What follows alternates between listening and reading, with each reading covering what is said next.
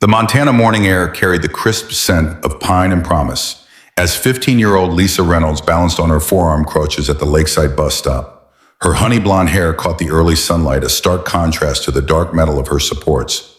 The school bus was running late again. She didn't notice the three teenage boys approaching until their shadows fell across the sidewalk. Ryan Benetton, the 17-year-old son of Lakeside's new mayor, led the pack, his varsity jacket emblazoned with the high school's Black Bear logo. His eyes narrowed as he spotted Lisa. "Move, Cripple," the words sliced through the morning quiet. "You're blocking the whole damn sidewalk with those sticks." Lisa shifted her weight, the familiar heat of humiliation rising in her cheeks. "I'm not in anyone's way, Ryan," his friend snickered. One of them, Todd Miller, a linebacker with more muscle than sense, stepped forward, deliberately knocking into Lisa's left crutch. The aluminum support skittered away across the concrete. Lisa wobbled desperately, trying to maintain balance on her one remaining crutch. Her backpack slid from her shoulder, textbooks and notebooks scattering across the ground. "Oops," Todd smirked. "Guess you should have moved faster." As Lisa struggled to stay upright, the unmistakable growl of a V-twin engine cut through the morning air. The sound rolled down Main Street like approaching thunder. The three boys turned as a midnight black 1976 Harley-Davidson Electra Glide Classic rumbled to a stop at the curb. Chrome pipes gleamed in the morning light, the bike immaculately maintained despite its age. The rider switched off the engine, and a heavy silence fell. Frank Wilson swung his leg over the seat with the fluid motion of a man half his 68 years. 6'2" with broad shoulders barely diminished by age, he stood straight as weathered oak. His silver hair was cut military short beneath a black bandana, his face lined and leathered from decades under the western sun. A faded denim jacket covered his flannel shirt, worn jeans tucked into scuffed boots that had walked more miles than these boys had been alive. But it was his eyes that stopped the teenagers cold. Pale blue, sharp as broken ice, taking in everything with a calm that was somehow more threatening than any display of anger.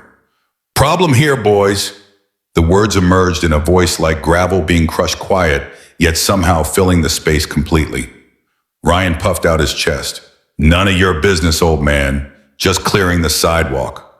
Frank's gaze shifted deliberately to Lisa's fallen crutch, then to her scattered books, and finally back to Ryan's face. He didn't speak, just looked. Seconds stretched like taffy. Todd shifted uncomfortably. The third boy took a half step backward. "My dad's the mayor," Ryan finally blurted, his bravado cracking around the edges. "You can't—" "I didn't ask about your daddy," Frank interrupted, his tone unchanged. "I asked if there was a problem." He glanced at his watch, an old Timex with a worn leather band. "School bus comes in about 4 minutes.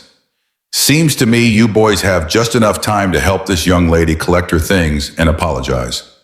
"Or what?" Ryan challenged, though his voice had climbed half an octave. Frank smiled then, a slight upward turn of his mouth that never reached those winter eyes.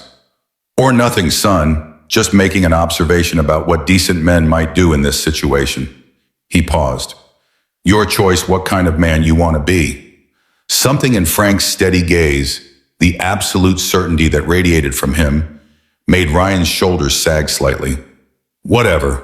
We were just messing around," Ryan muttered, kicking at the ground.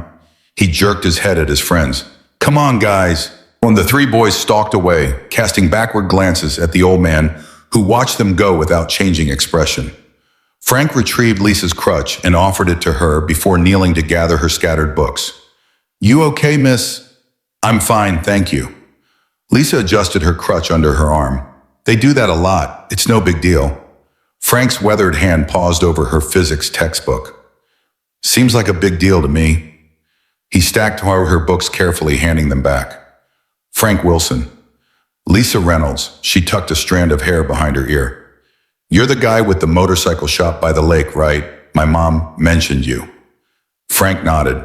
"Your mom runs the new bookstore. Sarah, isn't it?" "Yeah." Lisa glanced nervously down the street where Ryan and his friends had disappeared. "Please don't tell her about this. She has enough to worry about." Frank studied the girl for a long moment. "Bus is running late. Can I give you a ride to school?" Lisa's eyes widened. "On that," she gestured toward the gleaming Harley. The corner of Frank's mouth twitched. unless you'd prefer to walk. 5 minutes later, the residents of Lakeside were treated to the sight of retired U.S. Marshal Frank Wilson cruising down Main Street with 15-year-old Lisa Reynolds perched behind him, her crutches secured alongside the saddlebags, her face split by a mile-wide grin. Frank's property sat at the edge of Lakeside, 3 acres of pine-studded land that sloped down to the water. The small white farmhouse had been built in the 1940s, sturdy and practical rather than showy. Behind it stood a large workshop, once a barn, now converted to house Frank's motorcycle restoration business. A gravel driveway curved from the main road, passing a weather-beaten mailbox with Wilson painted in careful black letters. Inside the workshop, Frank wiped grease from his hands with a rag that had long ago lost its original color. The 1965 Harley-Davidson Panhead he had been working on gleamed under the shop lights. Its engine parts spread in precise order across a clean workbench.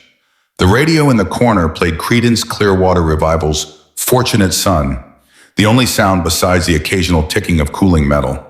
Frank moved toward the back of the workshop, past the tool racks and parts shelves to a heavy wooden door.